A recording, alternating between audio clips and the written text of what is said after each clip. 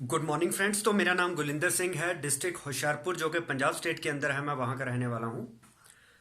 तो आज आपके सामने मैं एक नई वीडियो लेके आया हूँ।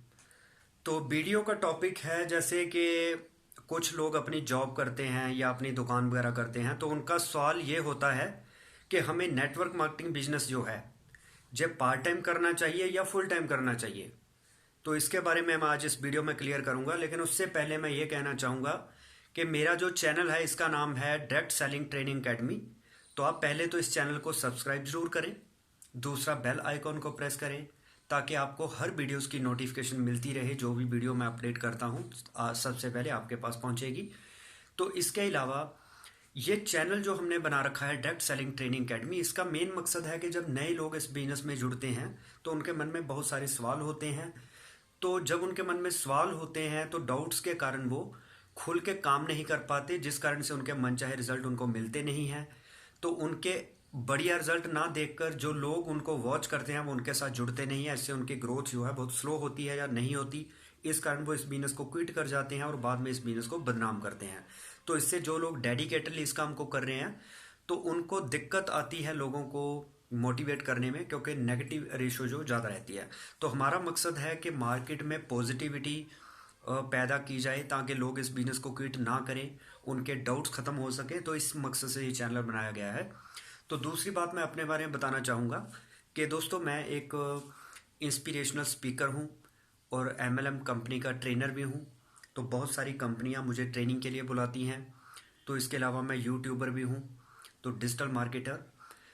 तो बात करूं कि मैं पिछले 10 साल से 11 साल से ट्रेनिंग दे रहा हूं अलग अलग कंपनियों को, और बहुत सारे लोगों को मैंने ट्रेनिंग दी है। तो जिसमें नेटवर्क मार्केटिंग की बहुत सारी ट्रेनिंग मैं लगातार देता रहा हूँ 11 साल से, सेल्स मार्केटिंग, नेटवर्क मार्केटिंग। तो इसकी बहुत सारी वीडियो मेरी जो अपलोड है वो आप देखिए। तो उसमें आपको बहुत सारे आपके डाउट्स क्लियर होंगे। तो आपको काम करने का पता चलेगा कि कम समय में कैसे बड़ी ग्रोथ लेनी है, क्या करना चाहिए क्या नहीं करना चाहिए। तो वो सारी चीज़ें आपको पता चलेंगी। तो अब अगर बात करें कि 11 साल के अंदर मैंने जो नॉलेज ली है ना, जो मेरा एक्सपीरियंस है, तजुर्बा है, जो मुझे कैसे मिला। तो मैंने फील्ड में बहुत मेहनत की है। जब मैं पहली बार इस बिज़नेस के अंदर आया था मई 2010 में, तो क्योंकि नेटवर्क मार्केटिंग इंडस्ट्री आपको पता है कि 1996 से ये इंडस्ट्री को लगभग 25 साल हो गए हैं एमएलएम कंपनियों को इंडिया में काम करते हुए। तो मैं इस इंडस्ट्री में लगभग 1996 से 2010 तक लगभग 14 साल हो जाते हैं। 14 साल इस इंडस्ट्री की मुझे कोई नॉलेज नहीं थी। तो मैं 14 साल बाद इस इंडस्ट्री में जब एंटर हुआ तो उस समय मैंने वॉच किया कि यार ये बिजनेस तो है काफ़ी अच्छा, क्योंकि इसमें टीम बना के हम अपने टाइम को मल्टीप्लाई करके पैसा कमा सकते हैं, अच्छा अपने वेल्थ क्रिएट कर सकते हैं, सपने पूरे कर सकते हैं। वो मुझे एक चीज़ क्लियर हो गई कि अगर अमीर लोग जो अमीर बनते हैं वो अकेले मेहनत करके अमीर नहीं बनते, उन्होंने बनाई अपनी टीम, टीम से उनका होता है टाइम मल्टीप्लाई। उन्होंने अपने टाइम को डिवर्सिफाई किया, ये मुझे चीज़ क्लियर हो गई।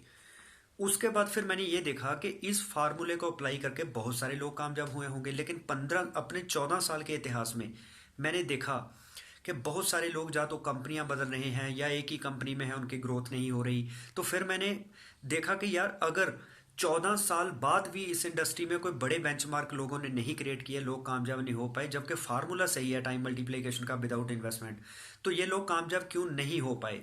तो मैंने पिछले 14 साल में अलग अलग कंपनियों को, अलग अलग लीडर से, अलग अलग नेटवर्कर से मिलना शुरू किया, उनके एक्सपीरियंस लिए, उनके फेलर का कारण जाना, कंपनियां क्यों बंद होती हैं, कंपनियां कैसे फ्रॉड करती हैं।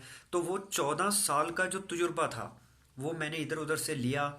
बहुत सारी मैंने जो फॉरेन राइटर हैं, बेस्ट सेलिंग बुक्स हैं जो अमेरिका की लिखी हुई हैं या अदर कंट्रीज़ की लिखी हुई हैं, मैं उन बुक्स को ही पढ़ता रहा हूँ। मैंने इंडियन राइटर्स की बहुत कम किताबें पढ़ी हैं, जिसमें डॉक्टर उज्जवल पाटनी है, उनकी 4 किताबें हैं नेटवर्क मार्केटिंग के ऊपर, मैंने वो पढ़ी हैं। जिसमें नेटवर्क मार्केटिंग कितना सच कितना झूठ है ना। तो इस तरह से है कि सफल वक्ता सफल व्यक्ति। तो इस तरह से नेटवर्क मार्केटिंग की उज्जवल पाटनी की ऐसी 4 बुक हैं जो मैंने पढ़ी थी शुरू में। तो इसके अलावा संदीप महेश्वरी को सुना या और शिव खेड़ा को सुना। तो शिव खेड़ा की भी living with honour, you can win, तो इस तरह से इन्होंने भी अपनी बुक्स लिखी हुई हैं। तो यू कैन सेल। तो फिर मैंने सेलिंग के ऊपर marketing, network marketing, leadership, management, हर तरह के बुक्स पढ़ी, एटीट्यूड, पैराडाइम शिफ्ट, तो रिच डैड पुअर डैड हो गई, 7 habits of highly effective peoples, उसकी 8 हैबिट, एक नई बुक फिर से आ चुकी है। तो अपने अंदर का लीडर कैसे जगाएं, अपनी टीम के लीडर को कैसे जगाएं, मतलब लीडरशिप की ऐसी मैंने पता नहीं लगभग 400 के करीब sales, marketing, network marketing, management, हर तरह के बुक्स पढ़ी, बॉडी लैंग्वेज। तो उसका रिजल्ट ये निकला कि मेरे में वो स्किल डेवलप हुए जिससे मैं लोगों को ट्रेनिंग देके उनको इंडिपेंडेंट कर सकूं, एक लीडर बना सकूं। तो मैं नहीं चाहता था कि बाकी लीडर्स की तरह 14 साल बाद जब मुझे भी कोई पूछे कि सर आपने इस इंडस्ट्री में क्या किया, तो मैं कहूं कि मेरे 14 साल ज़िंदगी के निकल गए, मैंने कुछ भी नहीं किया। तो इसलिए मैं नहीं चाहता था कि मैं भी 14 साल ख़राब करूं।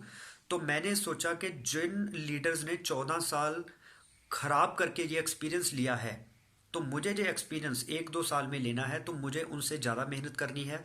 तो जितनी मैं गलतियां ज़्यादा करूंगा, तो उन गलतियों से मुझे सीखने को मिलेगा। तो मैंने फिर बहुत ही पुराने तजर्बे के आधार पे बहुत सारा कंपनियों को सर्च किया, उनमें वर्क भी किया। तो उसमें मैंने बड़ी बड़ी अचीवमेंट्स भी ली। तो आज इंडिया में लगभग जो बड़े लीडर्स हैं उनकी कैटेगरी में हमारा नाम आता है। तो मैं यही आपको कहना चाहूँगा कि आप इस वीडियो को बड़े ध्यान से देखिए, क्योंकि शुरू में जब मैं भी जॉब करता था, क्योंकि मैं अपनी बैकग्राउंड के बारे में बताना चाहूँगा कि दोस्तों मैंने की है मैकेनिकल इंजीनियरिंग।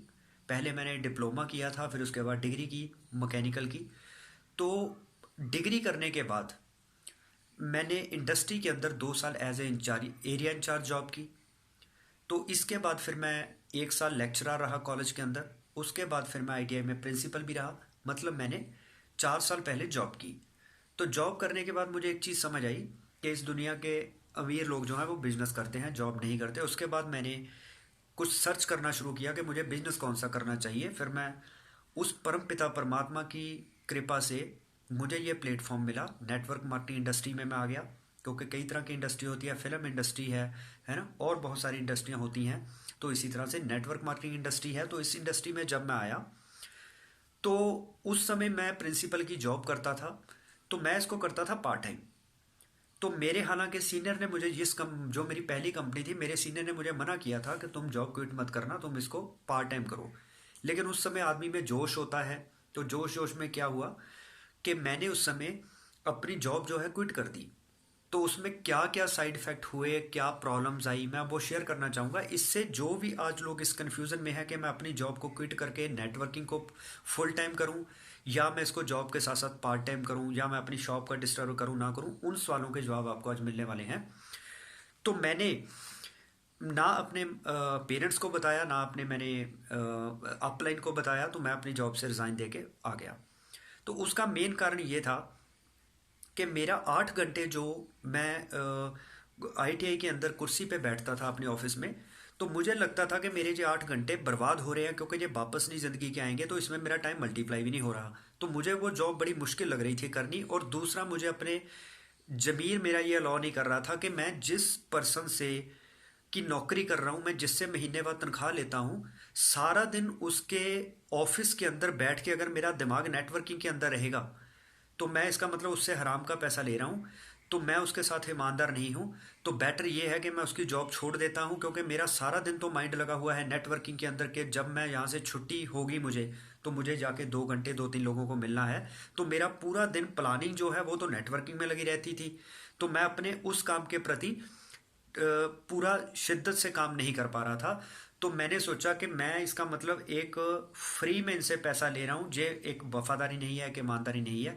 इससे बेहतर है कि मैं अपनी जॉब को रिज़ाइन करूँ, ताकि ये मेरी जगह कोई और बंदा रख लें जो 100% इनको ईमानदारी से काम करके दे।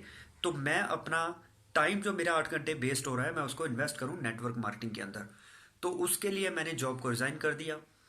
तो जब मेरे सीनियर को पता चला, तो उन्होंने कहा कि यार तुम मुझसे सलाह तो कर लेते। मेरे माँ बाप ने भी यही कहा कि मुझसे सलाह कर लेते।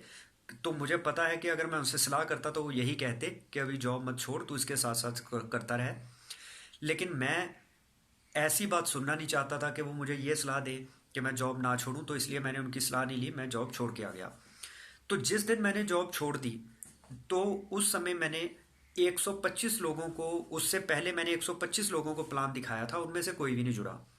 अगर मेरी जगह कोई और बंदा होता तो शायद वो ये सोचता कि यार मेरे पास जॉब है, मुझे क्या ज़रूरत है लोगों की मिन्नतें करने की, लोग तो मुझ पे हंसते हैं, तो मेरे पास नौकरी भी है, मुझे क्या ज़रूरत है ऐसे ही लोगों की मिन्नतें करने की। तो वो इसको क्विट कर जाता, क्योंकि जब आदमी के पास दूसरा विकल्प होता है फिर वो टेंशन नहीं लेता। अगर तो मैं पढ़ा लिखा ना होता, मेरे पास कोई नौकरी नहीं होती, फिर तो मजबूरी थी कि मुझे यही करना पड़ना था, तो मेरे पास तो विकल्प था। लेकिन मेरे लिए वो लोग चैलेंज बन गए थे जिन्होंने कहा था ये काम नहीं चलते, तुम किस चक्कर में फंस गए, ये तुम लोगों को उल्लू बनाने लगे। तो मुझे लगा कि ये जो लोग मुझे सलाह दे रहे हैं, क्या दुनिया के सबसे समझदार लोग ये हैं, मैं बेवकूफ़ हूँ जो मैंने ये डिसीजन लिया है। तो मेरे माइंड में पहले दिन से ये बात आ गई, जब पहले बंदे ने मुझे मना किया तो मेरे मन में ये बात आ गई कि जो ये जो मुझे सलाह दे रहा है ये खुद तो कामयाब नहीं है, लेकिन मैं इस बिजनेस में इसको कामयाब होकर दिखाऊंगा।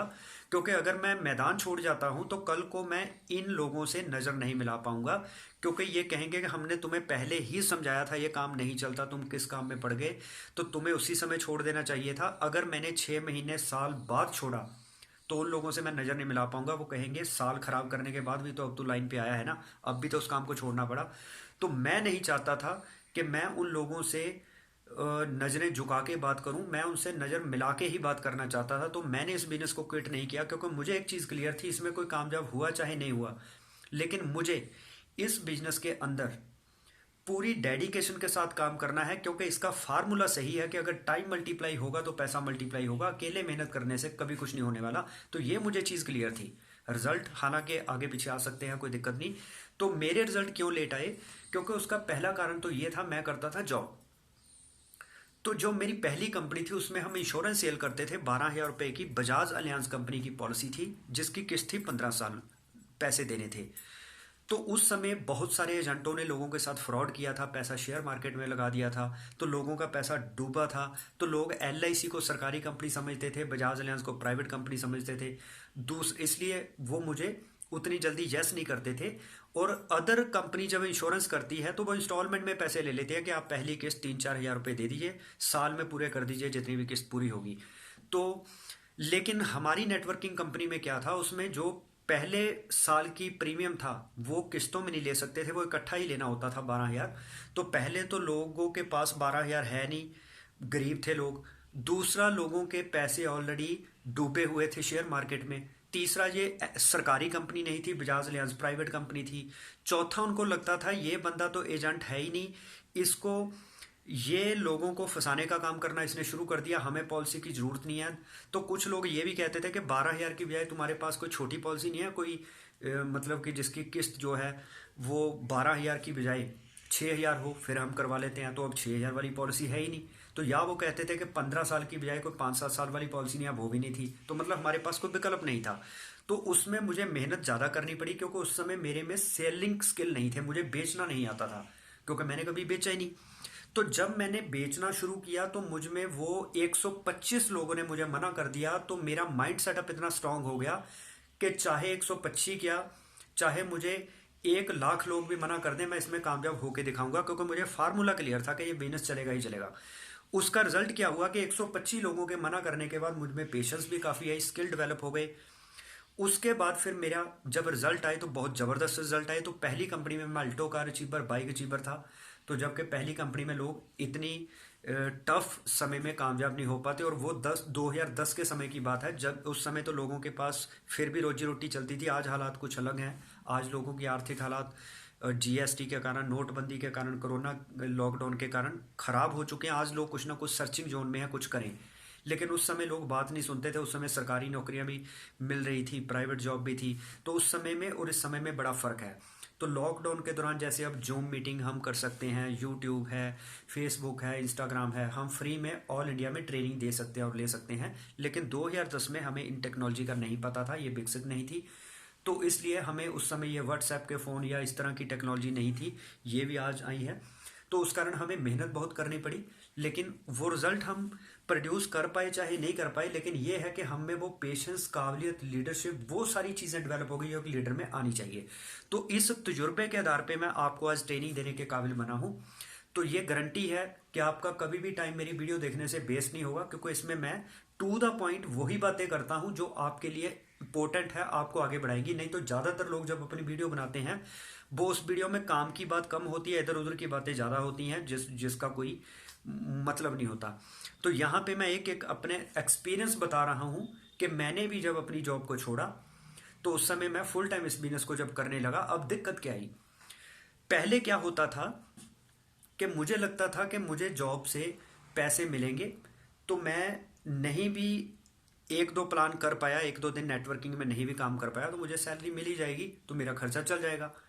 तो मैंने इसलिए अपने उस विकल्प को बंद करने की सोची कि अगर मेरी वहां से इनकम आनी बंद हो गई तो फिर मुझे ये काम करना ही पड़ेगा, इसमें मैं किसी भी दिन छुट्टी नहीं करूंगा। और मैं जो 8 घंटे उधर लगाता था, 8 घंटे इधर लगाऊंगा, 2 घंटे नेटवर्किंग के, तो मेरे पास 10 घंटे का टाइम होगा। लेकिन जब मैंने रिजाइन दे दिया उसके बाद क्या दिक्कत आई, उस समय ना तो मेरे पास सेलिंग स्किल उतने ज़्यादा थे, ना मेरे पास इतनी बड़ी टीम थी कि मैं टीम में बिजी हो जाता। तो जब मेरा जॉब से सैलरी आनी बंद हो गई, अभी नेटवर्किंग से उतना पैसा नहीं आ रहा, तो अब मैं स्कूटर में अपने मोटरसाइकिल में तेल कैसे डलवाऊंगा। तो मेरे पास अब पेट्रोल डलवाने के पैसे नहीं है। तो जब मेरे पास पेट्रोल डलवाने के लिए पैसे नहीं है, जॉब मैं छोड़ चुका हूँ, तो अब नेटवर्किंग कैसे होगी। तो मेरा ज़्यादा एनर्जी इस चीज़ में लगने लगी कि यार मैंने गलत फैसला ले लिया, मुझे जॉब नहीं छोड़नी चाहिए थी, मुझे नेटवर्किंग पार्ट टाइम करनी चाहिए। तो मेरे सीनियर ने भी यही कहा था कि नेटवर्क मार्केटिंग को तब तक नहीं फुल टाइम करना है जब तक आपकी इनकम नेटवर्किंग में अपने प्रेजेंट काम से ज़्यादा ना आने लगे। तो लेकिन मैं तो ये सजेस्ट करता हूँ, अगर आपको नेटवर्क मार्केटिंग में अपनी प्रेजेंट जॉब से ज़्यादा इनकम भी आने लगती है तब भी अपने प्रेजेंट काम को कभी डिस्टर्ब मत करिए। अगर आपकी दुकान है या आप जॉब करते हैं उसको करते रहिए, नेटवर्किंग को पार्ट टाइम करते रहिए। नेटवर्किंग को फुल टाइम करने के लिए आपको 3 से 5 साल वेट करनी चाहिए। ये मैं नहीं ये कहूँगा कि आप पहले साल में ही, अगर आपको नेटवर्किंग में अपनी प्रेजेंट इनकम सोर्स से भी ज़्यादा पैसा आने लगता है, मैं तब भी सलाह दूंगा, चाहे आपके पास टीम भी है बिजी होने के लिए, तब भी आप पहले साल में कभी भी इसको फुल टाइम मत करिए। कम से कम 3 से 5 साल लगाने के बाद आप अपने प्राइमरी काम को छोड़ के इसको कर सकते हैं, क्योंकि तब आपके पास सेलिंग स्किल भी आते हैं, आपके पास लीडरशिप भी होती है, लोग आपसे कन्विंस हो जाते हैं, आपके पास ट्रेनिंग देने के लिए स्किल होते हैं, आप में वो काबिलियत होती है, लोग आपको फॉलो करते हैं, उस समय आपके पास अचीवमेंट्स भी होती हैं, कॉन्फिडेंस भी होता है। तो 3 से 5 साल का टाइम लगाने के बाद अगर आप इस बिजनेस को फुल टाइम करते हैं कोई दिक्कत नहीं, फिर आप कर सकते हैं। लेकिन उससे पहले अगर आपके पास सेलिंग स्किल नहीं है, लीडरशिप नहीं है, मैनेजमेंट नहीं है, इस तरह की चीज़ें नहीं है, तो तब आपको इसको फुल टाइम नहीं करना चाहिए। अब भी मैं जिस एमएलएम कंपनी में हूँ तो मेरी टीम में कुछ पर्सन है जो फुल टाइम इस बिजनेस को करने लगे। मैं उनको ये सलाह देना चाहूँगा कि वो इसको फुल टाइम ना करें, वो अपनी जॉब को साथ में कंटिन्यू रखें, इसको पार्ट टाइम करें। हालांकि जो नेटवर्क मार्केटिंग में कोई भी अपलाइन होती है ना, उसका अपना स्वार्थ होता है, क्योंकि वो चाहता है मेरी टीम में अगर सभी पार्ट टाइम काम करेंगे मुझे तो पैसा कम आएगा, स्लो आएगा। तो उसकी मंशा अंदर से इंटेंशन ये होती है कि सभी की जॉब छुड़वा दो, इनकी दुकानें बंद करवा दो, ताकि ये दिन रात जब इनको कहीं और से पैसा नहीं आएगा तो नेटवर्किंग इनकी मजबूरी हो जाएगी। जब इन्हें नेटवर्किंग में दिन रात मेहनत करेंगे तो मुझे पैसा ज़्यादा आएगा। तो नेटवर्कर्स की कई बार ये इंटेंशन होती है और ज़्यादातर की यही इंटेंशन है, इसलिए वो लोगों को इस तरह की स्टेज पे स्पीच देते हैं ताकि लोग अपनी जॉब क्विट कर दें। तो मैंने अपने 11 साल के इतिहास में कभी भी किसी पर्सन को जॉब को क्विट करने के लिए नहीं बोला, ना ही मैं इस पक्ष में हूं कोई जॉब क्विट करे। आप अपने प्राइमरी सोर्स को कभी भी डिस्टर्ब मत करिए। आपकी प्राइमरी इनकम आएगी तो वही पैसा आप जब नेटवर्किंग में लगाएंगे, अपनी टीम को ऑफर देंगे, तभी आपका काम नेटवर्किंग में भी चलेगा। अगर आपका प्राइमरी सोर्स नहीं है तो आपकी नेटवर्किंग भी नहीं चलेगी, इस बात का बड़ा ध्यान रखिए आप। तो अभी अगर आप फुल टाइम इस बिजनेस को करने लगे हैं तो मैं आपको यही सलाह दूंगा, आप दोबारा से अपनी जॉब करिए, शॉप करिए, अपने प्राइमरी इनकम सोर्स को बना के रखिए, वहां से एक्सपीरियंस आप लेते रहिए। जब नेटवर्क मार्केटिंग में आपको 3 4 5 साल हो जाएंगे तब आपको खुद ही समझ आ जाएगी कि अब मेरे पास टीम भी है, मेरे पास लीडरशिप भी है, मेरे पास स्किल्स सेलिंग स्किल भी है, अब मैं ट्रेनिंग भी दे सकता हूँ, अब मैं काफ़ी इस पर पकड़ बना चुका हूँ, तो अब मेरा माइंड सेटअप भी स्ट्रांग हो चुका है, अब मैं यहाँ से पैसा जनरेट कर सकता हूँ जितना मैं जॉब से करता था। फिर आप इसको फुल टाइम अपने आप ही करने लगते हैं 3 से 5 साल बाद। लेकिन उससे पहले इसको कभी भी अपनी प्राइमरी इनकम सोर्स को डिस्टर्ब मत करिए, यही मैं आपको सलाह देना चाहूँगा। तो उम्मीद है कि आपको ये वीडियो बहुत पसंद आई होगी। तो इस वीडियो को लाइक एंड शेयर जरूर करें, कमेंट करें आपको नेक्स्ट वीडियो किस टॉपिक के ऊपर चाहिए, और मेरे चैनल को सब्सक्राइब जरूर करें, बेल आइकन को प्रेस करें ताकि आने वाली वीडियोस की नोटिफिकेशन आपको मिलती रहे। तो एक बात मैं और कहना चाहूँगा, जब आप नेटवर्क मार्केटिंग करते हैं तो आपको ऑल इंडिया में कहीं भी जाना पड़ सकता है, आपको फ़ोन का रिचार्ज भी करवाना है, ट्रेन की टिकट, प्लेन की टिकट, तो ये आपको सारे खर्चे अफोर्ड करने होते हैं। तो अगर आप अपने प्राइमरी इनकम सोर्स को डिस्टर्ब कर देंगे और इधर से आपको नेटवर्किंग से पैसा नहीं आ रहा, तो आप फिर नेटवर्क कर ही नहीं पाएंगे, तो आप नेटवर्क बना नहीं पाएंगे, आप अपनी टीम की भी सपोर्ट नहीं कर पाएंगे। तो आपको स्टार्टिंग के अंदर नेटवर्क को लोकल एरिया में बनाना चाहिए, ताकि वहाँ पे आपके खर्चे जो है वो कम होंगे।